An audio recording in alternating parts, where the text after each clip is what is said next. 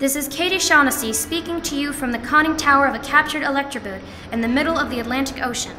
This was one of the fastest German creations of underwater vessels used in the naval campaign that has become known as the Battle of the Atlantic. It has been a fierce contest between the Allied and Axis powers for control of the Atlantic Ocean and its supply routes. The campaign began in 1939 and was declared an Allied victory 2 days ago on May 7th this year of 1945. The Allies had 3 objectives in the Atlantic.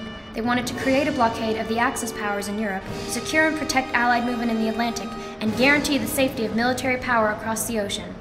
German Chancellor Adolf Hitler and the leader of the German naval forces, Admiral Karl Donitz, believed the most effective way to prevent the Allies from achieving their goal was to cripple their economy and cut off all supplies needed to sustain their war effort. The Axis powers sought to prevent the Allies from freely moving men and equipment across the Atlantic. British Prime Minister Winston Churchill considered the Battle of the Atlantic, a name he himself coined, to be Germany's greatest opportunity to defeat the Allied powers. He felt that Germany had the upper hand over the Allies because of their vast fleet of U-boats. The submarines were often undetectable and capable of wreaking havoc on the Allied convoys. He once said, "The only thing that ever really frightened me was the U-boat peril." The Allies believed the use of large merchant vessel convoys with battleships escorting them across the Atlantic would limit the threat of attack from the enemy. However, the Germans found a way to destroy these convoys in spite of their size and protection. They would use the radio to bring multiple U-boats to converge on the convoy and overwhelm the escorts while destroying the merchant vessels. This technique of concentrated attack was known as a wolf pack.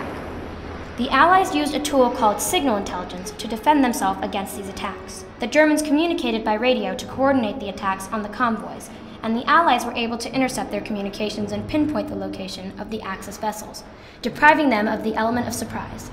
The Allies would not only be able to divert the convoys, but would also be able to destroy their potential U-boat attacks. In 1942, 623 Allied vessels were sunk along the eastern seaboard of the United States.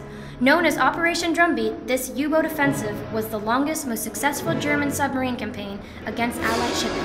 The response to this was a stronger cooperation and sense of trust between the Allies. A more organized and unified strategy was adopted to respond to the Axis naval aggression. Also, many technologies were invented to help with the success of the campaign. In addition to radar, the creation of what is known as ASDIC, or more commonly known as sonar, gave the Allies the vital capability of seeing U-boats underwater before they attacked. Added to this, the Allies worked more closely together to decipher German naval codes and ciphers, cracking the difficult Enigma code, which gave them the intelligence they needed to safeguard against enemy attack. Ultimately, the Germans were unable to sustain their level of attacks against Allied shipping. Although the Battle of the Atlantic has been a success for the Allies, as they prevented the attempted German blockade, the victory has come at a terrible price. 3,500 merchant ships have been destroyed, along with 175 warships. In contrast, only 783 U-boats were lost. And so, from a cold, wet, and windy Atlantic Ocean, this is Katie.mov. Back to you in the studio!